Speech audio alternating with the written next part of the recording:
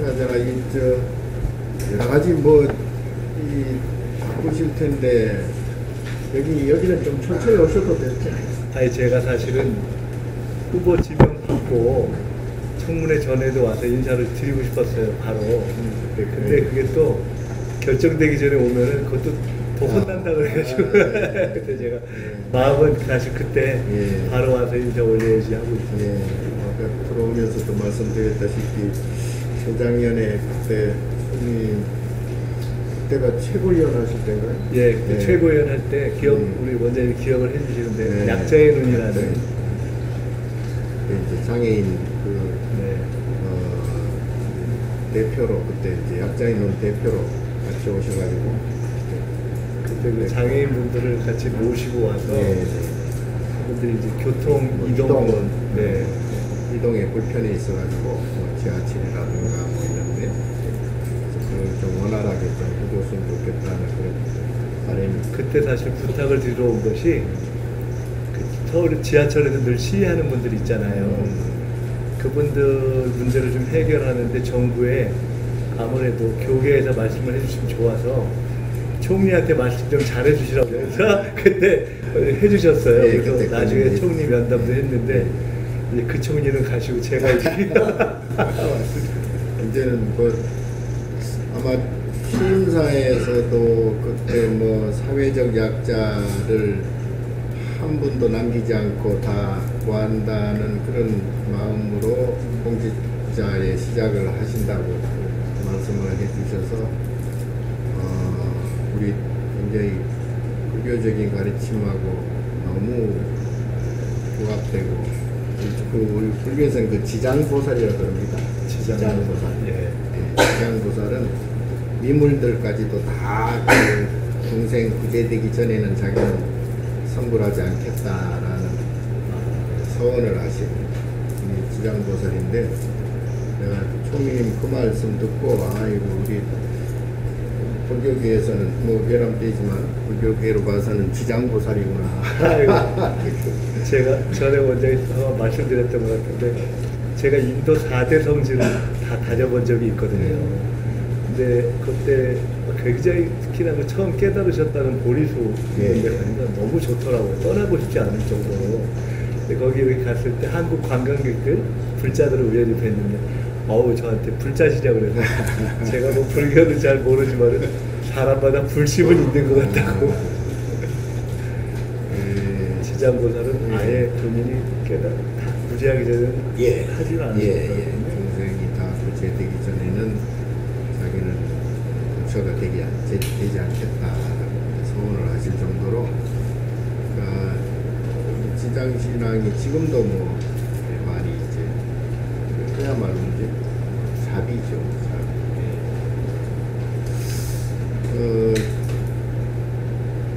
어쨌든 참 지난 날을 생각하면 할 말이 굉장히 많을 것도 같습니다만 그래서 어제도 제가 대통령님께도 얘기를 했지만 지난 한 7개월 동안 국난을 겪으면서 그래도 이제 국민적인 그런 집단 지성 그리고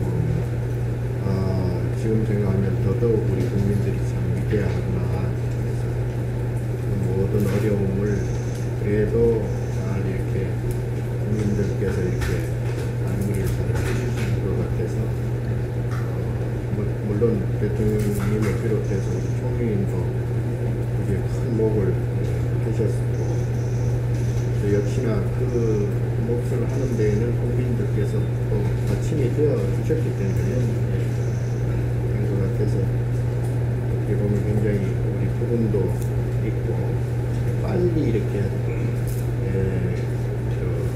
상처가 아무는 아직도 지난한 기간이 남았지만 앞으로는 이제 좀 더 국민들의 마음 또 그동안에 또 반대쪽이나 또는 다른 쪽에 있었던 그 국민들까지도 잘 이렇게 이해를 시키고 그러면 우리나라가 정말 세계 최고의 국가가 되지 않을까 생각합니다. 국민님께서 그야말로 예각을 잘 이렇게 다스리면 될 것 같습니다. 제가 오늘 의도하고 그런 건 아닌데 지난번에 처음엔 파란 넥타이 그 양을 냈다가 그 다음에 빨간 넥타이를 냈다가 그러고 나니까 이제는 아무 넥타이나 매도 별로 색깔 때문에 신경을 안 쓰이는 것 같더라고요. 오늘 왔는데 제가 오다 보니까 이게 약간 녹색 넥타이예요. 그래서 오늘 딱 이렇게 다 화합을 상징하는 그렇게 제가 인사드리러 올 때 이제는 어떤 색을 해도 그 색 때문에 별로 신경 쓰지는 않아도 되는 상황이 아닌가 이런 생각이 들었고, 제가 외람된 말씀인데 저는 결국 종교, 특히 이제 불교를 포함한 우리 사회의 어떤 지도적인 종교가 종교로서의 의미도 있고 그 지도적인 의미도 있고 또 민간으로서의 의미도 있지 않습니까? 그래서 민간과 정부 또는 종교와 정부의 협조가 굉장히 필요한데 딱 두 가지만 제가 좀 말씀드리고 싶은 온 김에 제가 부탁 좀 드리고 싶은 것은, 하나는 제가 요새 많이 생각하는 게 우리 불교는 제일 특색이 전 세계에서 유일하게 호국 불교 맞습니까? 그래서 명산 대천에 다 절이 있고 호국 불교 민족, 그래서 요새 우리가 한류 문화가 뜨는데 다녀보니까 결국 문화 콘텐츠의 핵심에 곳곳에 이 불교의 역사와 문화와 숨결이 있고, 그리고 곰곰이 보면 무슨 이수진 장군 영화에도 보면 다 승군이 나오고 그게 다 있잖아요. 아, 이게 서산대사, 사면대사. 앞으로 이게 콘텐츠의 보고다 이런 생각이 들더라고요. 그래서 그런 부분을 우리가 문화 차원에서도 잘해서 콘텐츠를 만들어가고 호국 불교의 가치도 살리고 하는 거는 저희가 불교계가 그걸 하는 데 있어서도 국가 차원에서도 상당히 더 관심을 갖고 함께 해야 되겠구나 생각이 들었습니다. 그게 꼭 불교의 일만이 아니라 우리의 문화를 있는 그대로 복원하고 하는 데 있어서도 경우에 따라서는 세계적인 어떤 작품이 나올 수 있는 데도 있지 않을까 생각이 하나 들었고요. 또 하나 제가 다시 오늘 좀 오면서 제가 뵌 김에 부탁드려야지 했는데, 제가 승리되고 밥을 한번 근사하게 얻어먹은 데가 어디냐면 진관사 가서 저 사찰 음식을 잘 먹었어요. 근데 그때 제가 무슨 부탁을 드린 데는, 제가 지난번에도 왔으면 제가 장애인들 관심이 좀 있잖아요. 특히나 이제 발달 장애인들하고 얘기를 하다 보면은 그 가족들이 정말 힘듭니다. 정말 그 1년에 한 번은 발달장애인 부모나 가족들을 쉬게 해줬으면 좋겠다는 생각이 있어서 제가 저 혼자 먹고 너무 기분이 좋아서 진관사 유진스님한테 부탁드리기를 다음에 서울에서 발달장애인들 한 100명만 모아오면 맛있는 밥법을 해주시고 템플스테이가 있잖아요.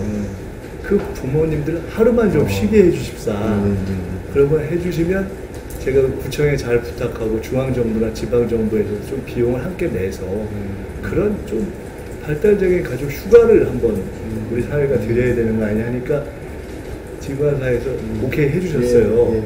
그래서 그때 든 생각은 그걸 시작으로 해서 전국에 좋은 사찰, 템플스테이가 있는 곳에서 조금씩 해서 그 지역의 사찰, 대표적인 그 지역의 시장이나 군수가 함께하고 그러면 그게 좋으면은 정부가 어차피 지원하는 것을 나눠서 할 수 있잖아요. 그러면 1년에 한두 번 정도는 저걸 우리 사회의 발달장애인들 다 한 번 쉬고 부모들도 따로 쉴 수 있게 하는 그런 휴가를 만들면 좋지 않겠느냐. 한번 제가 필요하다면은 정부, 지자체, 각 사찰들이 협약 같은 걸 해서도 해도 좋겠다. 그런 것도 시작해서 하나하나 하면 좋겠다는 생각이 들어서 제가 최고 이 세신 원장님한테 부탁을 드리려고.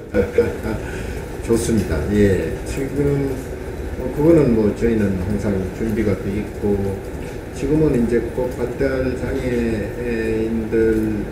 장애인들뿐만이 아니라 이제 어떤 모든 분야에 전체 장애인들 저희가 템플스테이에서 지금 현재도 1년에 한 8,000명 이렇게 템플스테이 프로그램으로 해서 그분들을 모시고 하고 있습니다.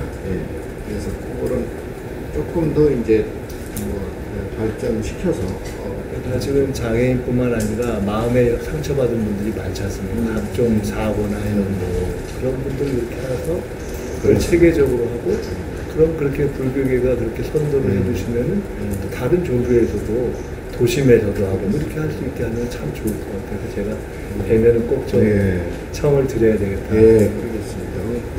이제 그래도 제가 말씀 중에 저희가 종단에서 이제 제가 선명상이라고 해가지고 메디테이션 먼저 관심 가지고 제가 들었습니다. 예, 그래서 그거를 국민들에게 조금 이건 뭐 종교적인 뭐 기독교에서도 할 수 있고 어디든지 할 수 있으니까요.